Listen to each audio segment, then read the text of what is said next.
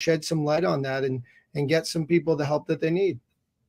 Yeah, it's so important, such an important issue. I mean, there seems to be a stigma associated with men going to the doctor. And why is that? Why is it that men tend to not want to go to the doctor?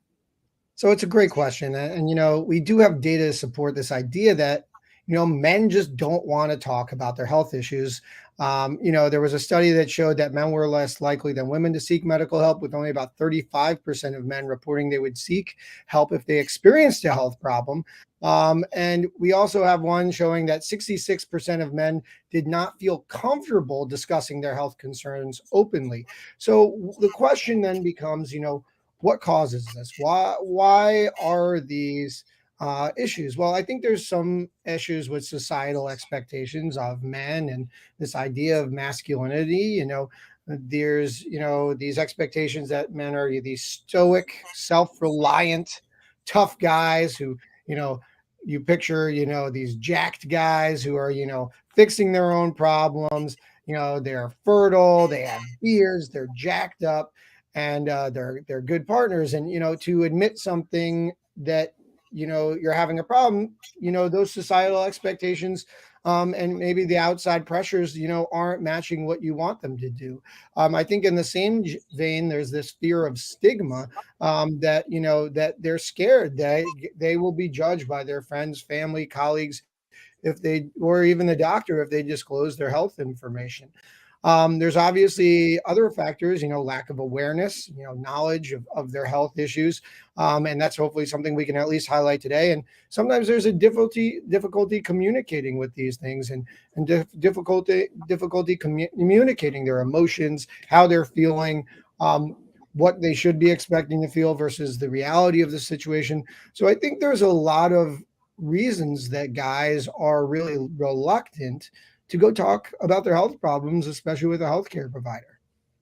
Well, listen, I hope that today's conversation will normalize the process for at least having the conversation, right? And give them some tools and some language so that they can feel comfortable, if nothing else, at least making the appointment to talk to their physicians, to talk to a urologist like you.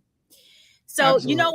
You know what, Doc? One of the things that I've noticed is that these days everybody goes to the internet, right? Everybody, it's like Dr. Google for some people. So, what is your thoughts about men kind of turning to the internet first? And, how is this kind of exacerbating this whole stigma piece? So it's a really important question. And I think if anything you're going to get today, I think I want you guys to understand that, one of the reasons why I think a lot of people, especially men, go to the internet, and I call it the IKEA problem, where as guys, including me, I'm going to buy some IKEA furniture. I'm going to bring it home. I'm going to try. I'm not looking at the directions. I am building that thing. I'm going to figure it out myself. And, I'm going to struggle for hours, and maybe I'll, pretend like it's fixed, but it's actually not made. And I'll ignore it and I'll pretend like it's not a problem until someone comes by and says, what is this? What's going on here? What's going on? Right. And so I think a lot of those things are with men's health. The same thing. We don't want to ask for directions. We want to figure it out ourselves. And that's innately for a lot of guys what they want to do. So what do? They go to the internet, see if they can figure out their health problems. And there's some really, we're talking about not just men, but we're talking about pretty much all of Americans. So the data shows that in 2022, 80% of US adults used at least one social media website. 72% of adults use the internet for researching their health information. And you mentioned Dr. Google, and it's actually starting to not only become Dr. Google, but Dr. TikTok, Dr. YouTube, Dr. Instagram. Oh, yeah, for sure. To show that. And I mean, listen, I'm a victim of it too. We all go to these places to do your research. And, there was a recent survey that came out that showed that before going to a doctor, 33% of US Americans of Americans go to YouTube for health advice. 20% go to TikTok to solve their health issues. 37% turn to influencers for health advice because they think that they're more accessible. I know. And here's actually the most concerning one for me is that 50%, 50, that's half of Americans have purchased health products after seeing an ad on social media. So This is a real problem. right? And when we're talking about the things that can go wrong, is, the majority, and we have data that shows the majority of the information online, including social media, is bad. It's very bad. And not only that, it's not given by healthcare professionals. So when you're thinking about just strictly things of you going online and purchasing a product, at best, you're wasting money on a product that's not going to do anything. It's not going to hurt you. But at worst, you're wasting your money. You're delaying your care for a serious problem, and you're potentially really harming yourself by using a product that may not work, but also may do more harm than good. So, this is a very big problem that we're seeing more and more of, especially in men's health, because, like I said before, we're fixed on trying to figure these problems out. And, as a doctor, I can't help you unless I see you. Yeah, that I can imagine that. I mean, this whole online search thing was exaggerated even more so with COVID, right? Because Oh, everybody, like, that was part of the challenge in the very beginning, because people were relying on influencers and other folks to spread message about COVID. And in the end, they were learning things that were myth, that were all myths, not facts. oh, it's still going on. I mean, I'm sure you've seen the news lately. I'm not going to really comment on it, but it's still going on all the time. Everyone has their opinions.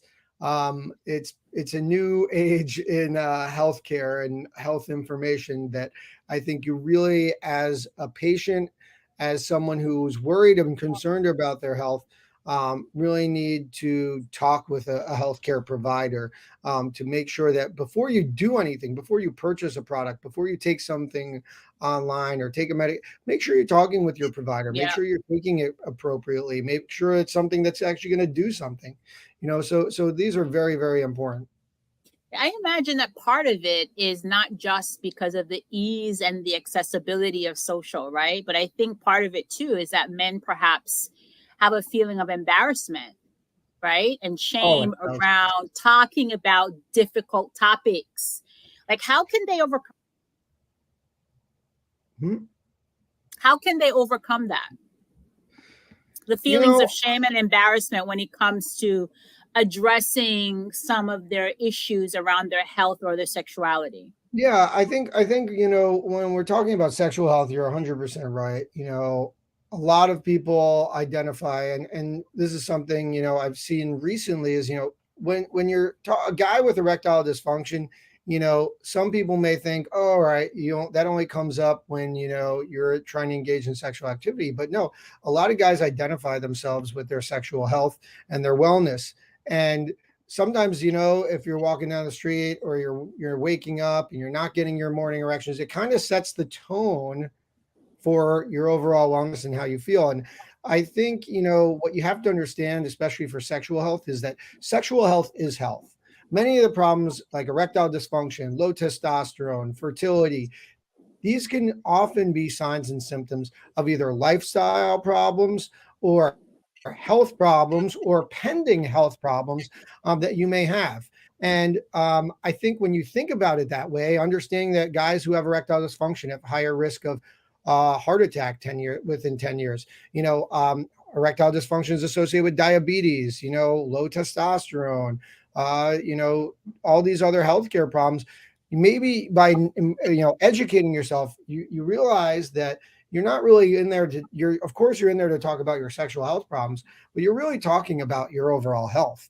And I've seen so many guys that have come in, and the classic thing is, I see a guy, he's overweight, he doesn't look very healthy. And I say, hey, do you have any medical problems? They go, no. I said, oh, that's okay. When was the last time you saw a doctor? They say, oh, 30 years ago. So, it's one of those things Wow. where you don't see a doctor, you're never going to have a health problem. You diagnose them with diabetes and all these other issues. So I think one of the big things is really educate yourself. Guys, it's important to understand that what you're going through, A, is very, very common. All these sexual health problems are very, very common problems. In fact, about 50% of all men will have erectile dysfunction in their lives.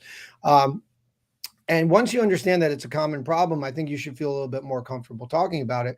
And then also understanding that this could be some form of, prevention by talking to your doctor so things in your overall health don't get worse. I think that that's a really big, big part. I think, the other thing you can do is if you're interested in doing research on your own, is to ask your doctor for some good data driven resources. For me, there's websites like the Urology Care Foundation, which is a great website for patient data driven information. The SMSNA, which is smsna.org for patients, is a good sexual medicine uh, website that gives you data driven, accurate online resources. So I think communication with your doctor, Mm-hmm. understanding, educating yourself of, what it actually could be, what else may be going wrong, and that how that's important to address as well. And then, trying to get good online resources because they are out there, but it's hard to find. I think really goes a long way to destigmatize these conversations. And what are some of the common issues that men face?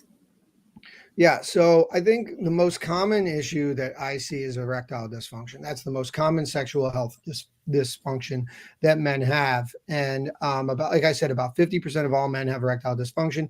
We know 40% in their 40s, 50% in their 50s, 60% in their 60s, 70% in their 70s have erectile dysfunction.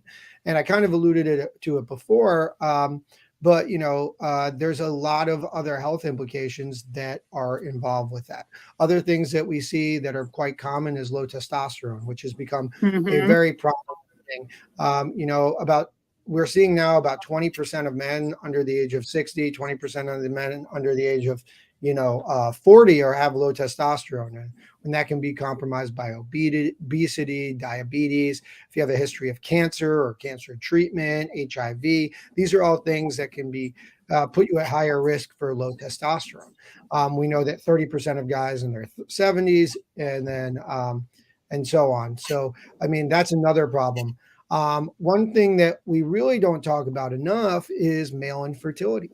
Now, about 15% of couples annually struggle with fertility, and believe it or not, there's a lot of stigma on the female partner when it comes to fertility issues. The female partner is getting worked up, they're going to the reproductive endocrinologist. And what really happens is that we forget about the guy. But the stats Mm-hmm. show 50% of the time in couples who struggle with fertility, there's a male factor component involved. In fact, Wow. 30% of the time, it's strictly a male factor. So, we're really putting too much pressure and too much stigma on the women. And if you as a partner want to be supportive of your wife or your girlfriend, whoever it may be, I think the best thing to do is if you're going through this family planning process is go get yourself checked as well, because it could be you as well. So that's something that we also aren't talking enough about. What are some preventative steps that men can take to minimize their risk of having erectile dysfunction or low testosterone or even fertility issues? I think the easiest rule that I like to say is what's good for your heart is good for your parts. Okay. So, so really when it comes down to it is, there's a lot of lifestyle things that you can do, and it's easier said than done, of course. But first off, exercise. Sedentary lifestyle, not good for your testosterone, not good for your penis. It's not good for these things. So you want to exercise. If you're interested in increasing your testosterone levels, the best thing to do is resistance training or weightlifting is the best way to increase your testosterone levels naturally. But preventing yourself from being obese, diet, eating less processed food, eating more, a Mediterranean diet is always good for your heart, right? A Mediterranean diet, a restricted caloric intake is good. These are all, having a healthy diet plays a role in preventing you from getting diabetes, preventing you from being overweight. And, it's also, good for your heart. So these are all things that can prevent you from having erectile dysfunction, that can prevent you from having low testosterone. Getting good sleep is actually very, very important. I know that's something that we all struggle with. We have data suggesting that your testosterone levels decline with less sleep that you have. So getting good sleep is very, very important. And that's also something identifying, if you're snoring, if you have trouble sleeping for other reasons because you're obese or you have sleep apnea, getting sleep apnea and getting that treated is very important because that is associated with lower testosterone levels as well. Other lifestyle things that people aren't aware of, especially for fertility, there's really two important ones in addition to what we've already talked about. One is that testosterone replacement therapy, while is good for the select patients, who need it, taking testosterone can actually compromise your fertility, and it actually kills your sperm. So if you're a younger man who's on testosterone or is planning to at some point to have children, you need to talk to a healthcare provider, because there's something, you shouldn't be on testosterone specifically. It's going to help potentially harm, you having children in the future.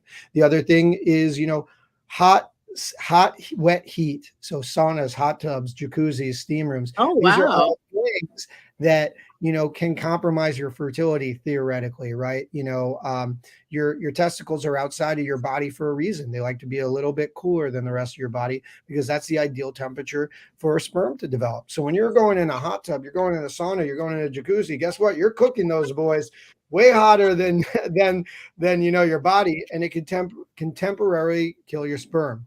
The sperm cycle is about 3 months. So, we're Hmm. always sperm. So, it's not an end all be all, but it's something that, you should be aware of.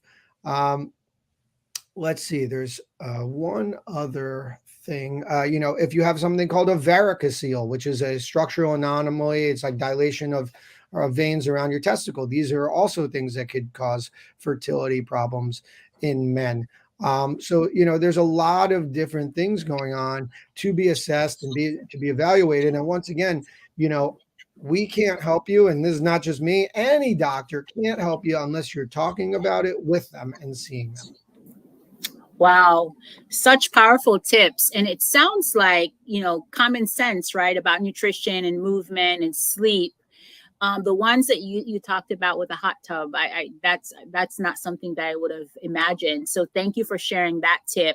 The other thing that's coming to me as I'm listening to you, Doc, is we just exited the most horrific pandemic in recent history, like since the 1800s. Yep. And so I'm curious, was there a particular impact on men's fertility with COVID? Like, help me to understand what that could have meant for men.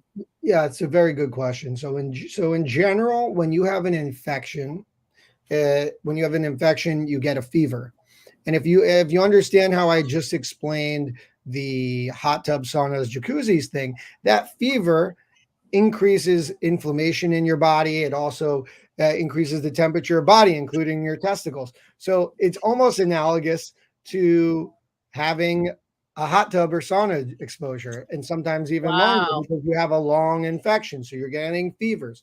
So it can temporarily cause decreased semen parameters. Now, we have data at this point to suggest that just like most infections, when you have a fever, your semen parameters can be compromised.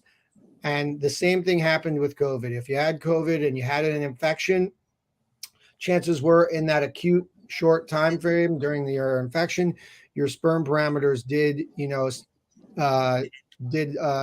take a dip. However, just like any other infection, which is reassuring, the numbers, according to many studies, recover. I said that sperm That's now, good news. yeah, your sperm takes about 3 months to be generated. So, after 3 months in general, these things start to recover, and you're pretty okay. So, the COVID infection in that terms is just like pretty much any other infection, which will temporarily compromise your fertility, but there's no concerns, as far as I know, that are long term in terms of fertility. And that goes the same with the infection, with the vaccine. There was several studies at this point with concerns of the vaccine causing infertility. We know that not to be true. There is no concerns. You are not your male fertility is not being compromised by getting vaccinated. Oh, good to know. Good to know. And I know, back to our original question about all the information out there on the internet, that was one of the rumors circulating, that the vaccine impacted fertility, particularly for men. So I'm really happy to hear the doctor saying that was myth, not true. Yeah. So let me ask you this. the other thing that I think about when I think about the men in my life, my dad and my brothers, I know that part of my way to help them understand how important they are to me is for me to get them to go in to see a physician. And every year we we have this conversation where I'm trying to take them to the doctor. Can Yep. you please help me crack the code?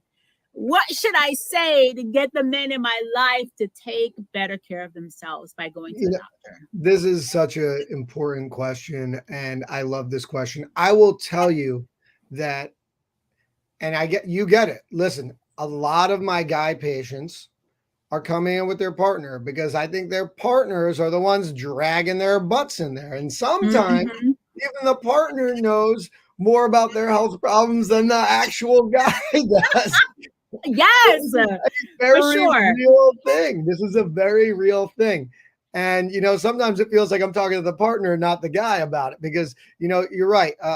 And I think that part of that is so. I mean, that is so important. And a lot of the times, though, by the end of the visit, the guy's like, "Oh, that wasn't so bad. I can come here next time by myself." And often I'll see them again just by themselves and they're, open, they're chatting. So I think getting past that initial threshold because of these stigmas and these thoughts that we've discussed is really important. So, as someone, as if you're a family member or you have a loved one or your partner is someone who you want to support, they're a man that's dealing with health issues or sexual health issues. I think there's several things you can do. One, I think is really important. Be a good listener. If they're going to talk to someone, you know, before they talk to the doctor or before you go to the doctor or something's prompting it, right? Listen to their concerns, observe for, signs or symptoms of issues. You may be experiencing it with them, or you may be seeing it from a third person that you're saying like, hey, bring it up. This is nothing, that I'm, trying. I'm not trying to point out. I'm trying to, you're trying to create a safe and non-judgmental place, when you're Mm-hmm. talking about it, because they are very stigmatized. So, the worst thing you can do is to someone suffering with sexual health is like point them out, make fun of them for these things. It's really coming from For sure. a concerned, non-judgmental place. And I think if you approach these things like, hey, yeah, we were together last night, and I just felt like there was maybe a little distance. Like, what can I do? What are your concerns? Is there something you want to do or you want to talk to about? I think these are kinds of things. And I think the other thing is, you can help them and you can help yourself. You can educate yourself about the topic. I know, if you need to reach out to other people or reach out to for accurate, good resources that we discussed, understand what's going on, and you can kind of express those concerns to your partner. And then at the end of the day, the whole goal here is to really encourage them to seek professional help. And I think exactly what you said, um, you know, going with them or offering to go with them. The one thing I say for anyone, your best ability is availability. Be available for your partner, be available for your loved one. And I think hearing them out and trying to hold their hand through this process is really going to go a long way. Oh man, that's such powerful tips. And I wonder if, at least on my standpoint, right, it's kind of easier for me to have like a general health conversation with my dad or say my uncle, but I imagine it might be a little bit sticky to have a similar conversation with my intimate partner because egos, and I don't want to bruise it. And so what you just said I think was very helpful, and perhaps a lot of women will find it really helpful too, to have the conversation without judgment, and just really listen. Yeah, I think that's key. And once again, I think it's so interesting because you see patients and you see guys and your partners as well. It's one of those things where maybe they're quiet and stoic until they reach a point, and then they're just gonna explode into talk about stuff, not necessarily in a bad way, but sometimes the floodgates open. I see it all the time with guys who, the first time I see them, they're not talking. Second time, they're not talking. The third time, it kind of finally clicks and they're telling me their whole life story. They're telling me what's going on. They're telling me how they feel, what they need. And I think that's a really important thing. The one thing I do want to stress here that we didn't mention yet is also Mm, mental health. Mental health is so yeah. so important, especially including men. And one of those things with mental health is, relationships, stress, anxiety, depression. These are all things that can compromise your erections, your overall happiness. There, it's okay if you're having an issue with your partner. It's okay if you're having stress or depression or anxiety, to go talk to someone about it. And I think that, I have found that guys are becoming more and more open to these conversations. I send a lot. I think I sent, at least in the last week, I sent probably 5, 6 guys for either psychiatry or a therapist. It's becoming more common. Guys are becoming more open to it, and I think that when you hear that, at first maybe sitting in your room or your house or living room right now, you're like, I don't want to talk about those things with someone. But I'm telling you guys, people are talking about it and you feel better. It goes a long way sometimes to just, the mental health aspect is a lot. Men, you carry a big burden. You put a lot of pressure on yourself. Sometimes you want to be the head of the household. You want to, work. You want to do your fun things. You want to be the best parent that you can be. There's a lot of pressures out there that, you want to be the best partner. There's a lot of pressures out there that, in combination, uh you really just want to, you might want to talk to someone about it. Yeah, that's a really good point, Doc. Thank you so much for bringing that up. Do you have any final words of wisdom for us? I think at the end of the day, the truth is, men's health is very important. There's a lot of stigmas involved, but you really need to understand, guys, that, you know it's okay to try to fix things sometimes yourself, but there's a lot of risks and there's a lot of bad information out there. And when you're talking about some of your parts and you're talking about your partner's relationship with you and you're talking about potential future families, I think the best thing to do is consult your local healthcare provider, um, and see what's going on, because we really can't help you unless we see you. Perfect. A great way to end this conversation. Thank you so much, Dr. Dubin. Thank you for educating us today, because you a lot of nuggets for me. Melissa, thank you so much for having me. This was really great. Thank you to all of our listeners. I really, it starts here, right? Like, the people Yeah. listening are interested in improving their health, improving their partner's health, their loved one's health. So, like, this is step one. And kudos to everyone for listening. Oh, thank you so much, Dr. Dubin.